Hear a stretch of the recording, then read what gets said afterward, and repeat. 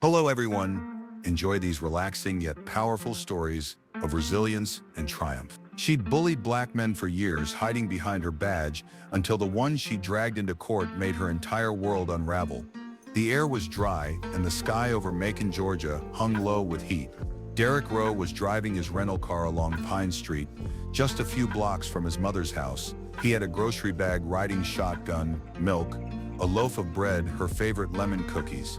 His weekend back home was supposed to be simple, quiet. He hadn't been back in almost a year, but everything still looked the same, at least on the outside. He glanced in the rearview mirror. The patrol car behind him had been tailing him for about 5 blocks now. He slowed a little, turned his signal on, and changed lanes, hoping the cruiser would keep moving. It didn't. Lights flashed, siren chirped once. Derek sighed. If you can relate to the frustration of unfair treatment, comment 1. If you don't, comment 0, and make sure to subscribe to Black Struggles for more stories that challenge the status quo. Siren chirped once. Derek sighed. Here we go, he muttered, pulling over calmly. The patrol car door opened. Out stepped Officer Karen Dacris, mid-40s, blonde, stiff posture, mirrored sunglasses. She moved like someone who knew she'd be obeyed. She placed one hand on her holster as she approached. License and registration, she said, flatly. Derek kept his hands on the wheel. Sure, just gonna reach into my glove compartment. Nice and slow, she snapped. He moved deliberately, handed over the documents. What brings you to this part of town? My mother lives 2 blocks away, he replied. She raised an eyebrow. This car's rented? It is. I flew in from Seattle yesterday. Karen stared at him for a second too long. Step out of the vehicle. Derek blinked. I'm sorry? Step out of the vehicle, she repeated. He obeyed, hands visible, confusion growing. She began circling him, slow like she was inspecting merchandise. You fit the description of a suspect involved in a robbery this morning. Stay right there. I've been at my mother's house all morning, Derek said. You're welcome to check. She didn't respond. Instead, she called it in on her radio. Something about backup. He shook his head. Officer, look. I know my rights. I haven't done anything wrong. And I'd like to know what, are you finding this story unsettling? Show your support by liking this video and subscribing to Black Struggles for more thought-provoking content. Put your hands on the hood, she barked. He hesitated. Are you seriously detaining me? She walked up and shoved him. Hands. Now, something shifted in Derek's face. Not fear, not anger, just disappointment. He turned and placed his palms on the hot metal of the car. Her hands searched him roughly. I'm a consultant, he said over his shoulder. I work with Fortune 500s. I don't carry weapons, drugs, or anything else you think I might have. Don't talk, she said. You're making it worse for yourself. The second patrol car arrived. Another officer stepped out. Hernandez, younger, more cautious. Karen briefed him quietly. He didn't look convinced, but he kept quiet. She cuffed Derek anyway. On what charge, he asked. Trying to stay calm. Resisting arrest, she said. I didn't resist. You raised your voice. Step toward me. No, Derek replied. I asked a question. You just didn't like it. Her jaw set. She pushed him into the back of her car. As they drove toward the station, Derek sat still. His phone buzzed inside his pocket. Probably his mom wondering where he was. He thought about the groceries melting in the sun. About the last time he saw someone cuffed for no reason. It hadn't ended well. He wasn't scared. He was tired. Tired of people like her. Tired of proving himself. Tired of standing still while someone else rewrote the story. At the station, they took his mugshot. Cold walls, sterile smell, a clipboard shoved at him without explanation. Karen filled out the report. The words on the page were like a script she'd written before. Aggressive, threatening posture, raised voice, non-compliant. But something about this one felt different. He hadn't cracked, he hadn't begged, he hadn't panicked. He'd looked her straight in the eye, and that unsettled her more than she'd admit. But this wouldn't go the way she thought. Not this time. They kept him overnight. No phone call, no explanation, just a hard bench, a fluorescent light that buzzed, and the occasional muffled voice behind the desk. Derek sat still, head leaned against the wall. His wrists are from the cuffs. He wasn't panicking, he was analyzing, thinking through the next move. like he would for a client back in Seattle. Only this wasn't about numbers or contracts. This was personal. At 7:13 am, the door opened. A different officer walked in, older, gray around the temples, holding a clipboard. He looked at Derek like he wasn't sure what kind of man sat in front of him. "You're being charged with obstruction of justice and resisting arrest," he said. "Bail hearing set for this afternoon." Derek stared at him. "I didn't obstruct anything. I was pulled over for no reason." The officer looked uncomfortable. "It's all in the report. I'd like to see the report." "You'll need your lawyer for that." "Then I'll call one." They gave him one call. He called Marvin Bexley, a former law school buddy turned criminal defense attorney based in Augusta. They hadn't spoken in years, but Marvin answered on the third ring. 30 minutes later, Marvin was already en route. "Sit tight," he said before hanging up. "I'll handle it." Karen Dacris watched from her desk as Marvin walked in that afternoon, smooth and focused in a navy suit. She recognized the type, big city lawyer with a clipboard and a quiet attitude that said, "Try me." She didn't like it. She didn't like him. She sat down across from him and smiled. "Can I help you?" "I'm representing Mr. Rowe," he said calmly. "I'm here to see the arrest footage and the incident report." Her fingers tapped the desk. "That's internal. We'll release it to the court." Marvin leaned in slightly. "If you're confident in your story, officer, I'd imagine you wouldn't mind me taking a look now." She met his stare but didn't answer. Carrick was released on bail 2 hours later. Karen watched him walk out of the station with Marvin at his side, and something in her stomach twisted. He wasn't angry. He wasn't loud. He just looked determined. That night, Karen sat in her apartment, staring at her report. The language was clean, practiced. Suspect failed to comply with verbal commands, became verbally aggressive, made sudden movement toward officer. Nothing she hadn't written before. She opened her laptop, clicked on the dashcam footage, watched it play out, and paused when she saw herself shove him. She sat back, eyes on the screen. Then she quietly closed the lid and walked away. Across town, Marvin and Derek sat in the living room of a short-term rental, scrolling through paperwork. She filed it like clockwork. Marvin said, "It's a pattern. She's done this before." "Yeah, I've already found 2 complaints. One was sealed, one dismissed, but both from black men, both within the past 5 years. Carrick leaned forward. "I'm not letting this go." "You sure about that?" "Yes, people like her count on silence." "I'm not built for silence." Marvin nodded. "All right, then we start with the subpoena for that dashcam. I'll file first thing in the morning." Meanwhile, Karen showed up to her shift the next day, chin high, eyes steely, but inside she felt it, a sliver of something she hadn't experienced in years. Carrick.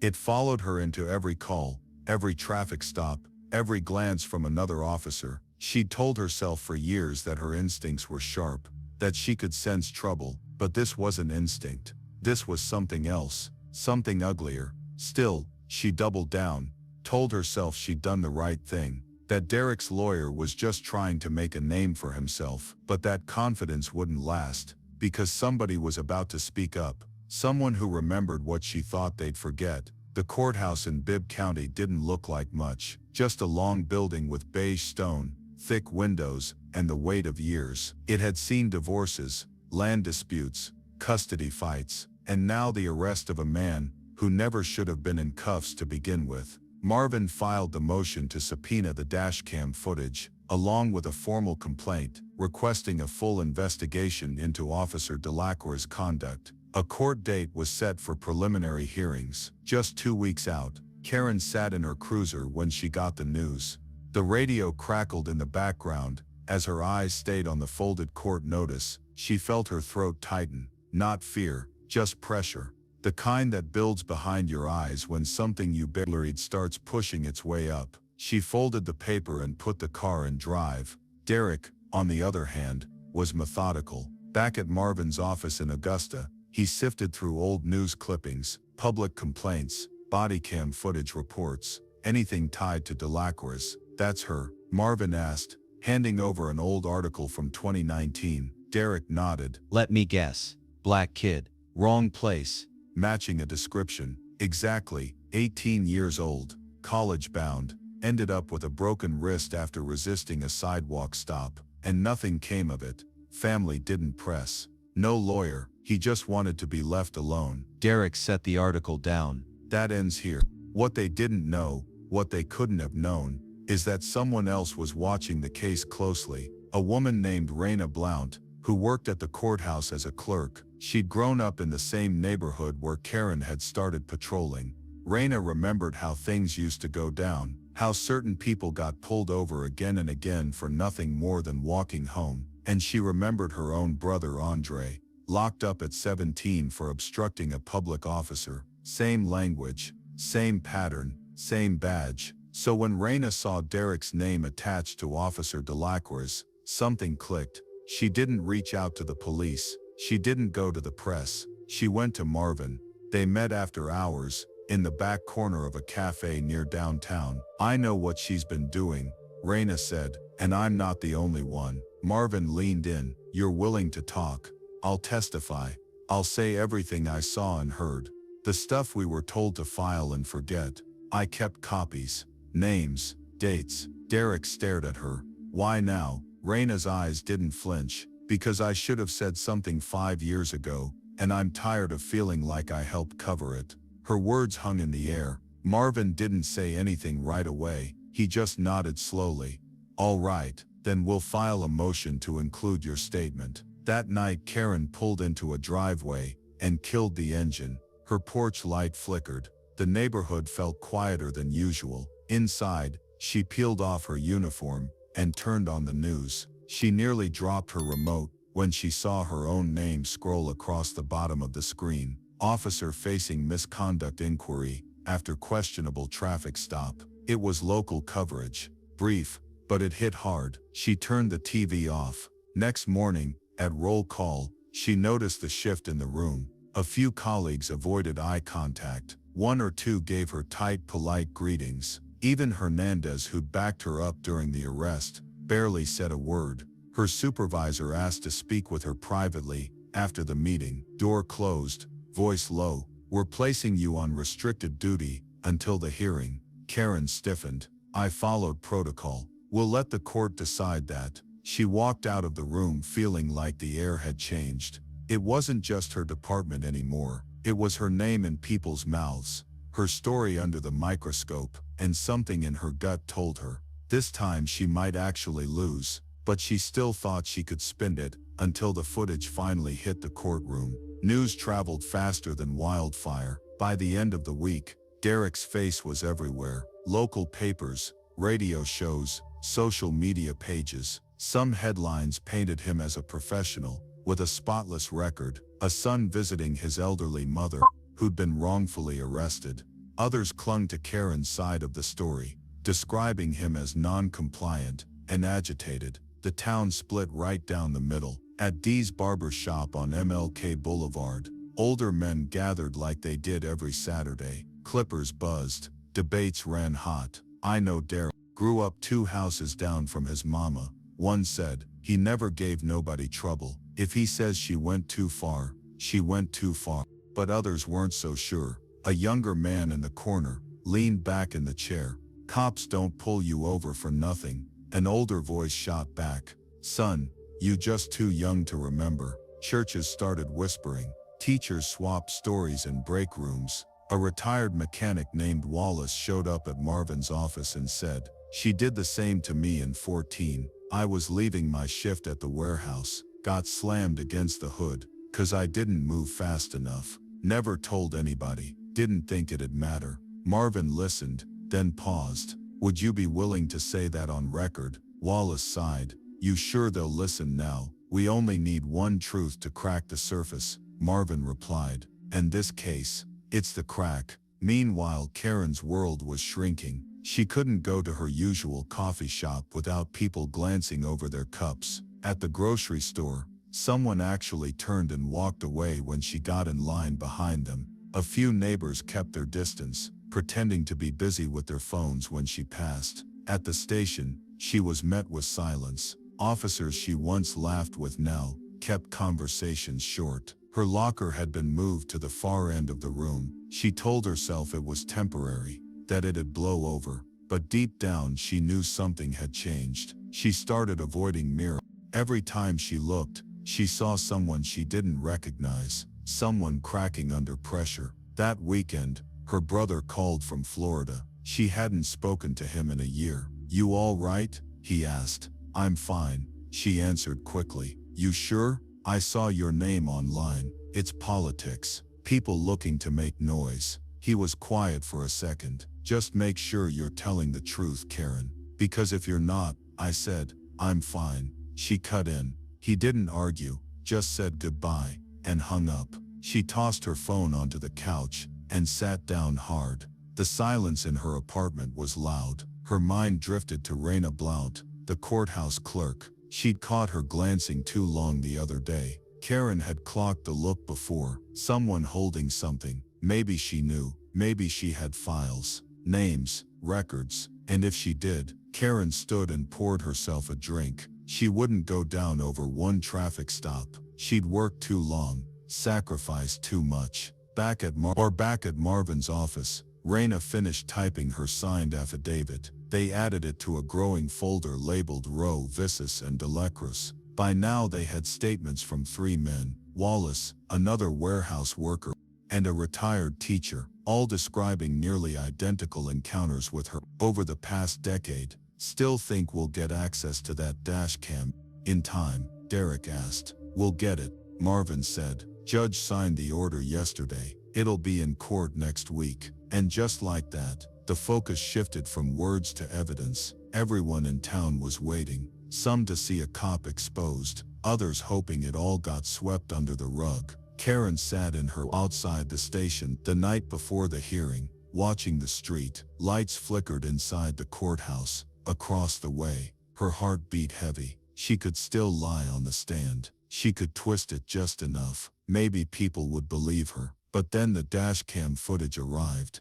and silence wasn't an option anymore. The courtroom wasn't packed, but it buzzed with quiet tension. Family, neighbors, reporters, and city employees filled the wooden benches, eyes fixed on the defense table where Derek sat, his hands folded, calm but unshakable. Marvin stood beside him, flipping through a thick stack of documents. Across the aisle, Officer Dacris sat rigid in her uniform, lips pressed tight, eyes forward. Judge Bernice Lockwood entered with a bang of the gavel. "All rise." Everyone stood. "You may be seated." This wasn't the full trial, just the preliminary hearing, to review evidence and determine whether charges would move forward. But everyone in that room knew it was more than that. This was about reputation, trust, history. Marvin stood and walked to the center. "Your Honor, the defense requests to begin with the dashcam footage from Officer Dacris' cruiser. This footage directly contradicts the incident report filed against my client." The judge nodded. "Proceed." The room dimmed slightly as the screen lit up. The video began. Audio, clear, timestamp flashing in the corner. Derek's car, the flashing lights. Officer Dacris' voice telling him to get out. Her hands on her holster, her words clipped, tone escalating fast. Then came the shove. The courtroom watched in stillness as Karen pushed Derek against the hood. No sudden movement, no resistance, just a man calmly asking a question. Then came the cuffs, then silence. When the footage ended, the judge turned to Karen. "Officer Dacris, is this the interaction as you described it in your report?" Karen adjusted in her seat. "Not exactly, Your Honor, but in the moment." "Did the defendant raise his voice or lunge at you at any point?" "He questioned my authority." "Did he resist?" Karen looked at Derek for the first time. He didn't flinch. "No," she admitted. "Not physically." A soft murmur moved through the crowd. Marvin rose again.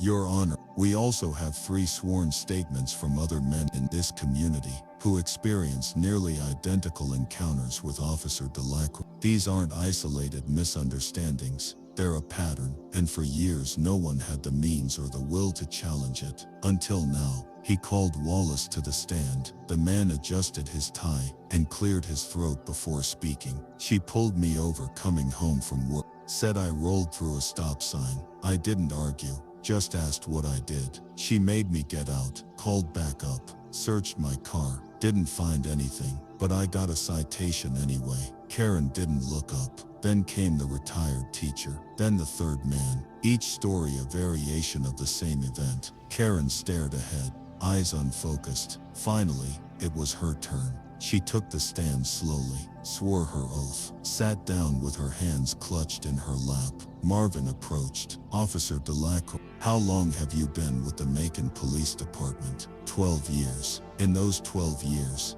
how many formal complaints have been filed against you? 4, she said quietly. Do you believe any of them were valid? No, even this one. She hesitated. I believed I was following protocol. Do you now believe you were wrong? She didn't answer right away. She glanced at the judge, then at Raina Blount, sitting quietly near the back, then finally, at Derek. Yes, she said, her voice barely audible. Marvin leaned back slightly. Thank you. The judge called for a recess. Outside, the air felt heavier than the heat. Reporters swarmed. Karen slipped out a side door with her lawyer. Derek stood on the courthouse steps, not speaking to the press, not celebrating, just breathing. Back inside, Judge Lockwood called the court back into session. I've reviewed the footage, the testimonies, and the documentation.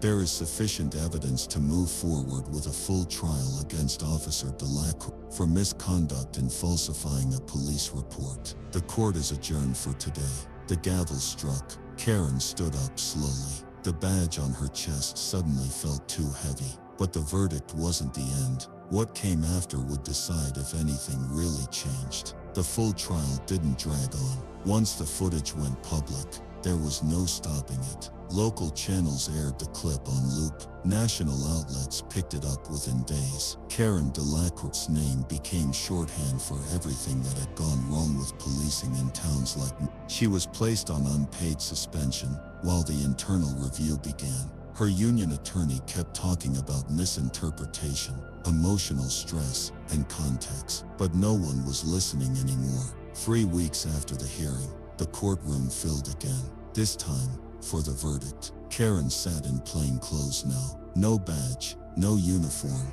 just a blazer, a tight ponytail, and a pale expression that hadn't changed in days. Derek was there too, wearing the same calm, focused expression he had from day one. Raina sat behind him. Wallace too. A few others who'd come forward were there, quiet, present. The judge took less than 5 minutes to read the ruling. Officer Karen Dacris was found guilty of misconduct in public office and falsifying a police report. She avoided jail time, but she was stripped of her badge and barred from holding any law enforcement position again. Outside the courthouse, reporters shouted her name, but she didn't stop. She kept her eyes down and walked fast toward the parking lot, as if hoping no one would see her. But everyone did. Marvin patted Derek's back gently. You did it. Derek didn't respond right away. He looked out at the cameras, the crowd, the people who'd finally started paying attention. I didn't do anything special, he said. I just didn't back down. That night, a local news crew aired a panel with legal experts. One of them called the case a wake-up call for smaller departments that think they're immune to accountability. Another warned that this one win doesn't erase the years of silence. Derek didn't watch it. He was back at his mother's house, sitting on the porch sipping coffee from. She brought him a plate of buttered toast and sat next to him. You okay?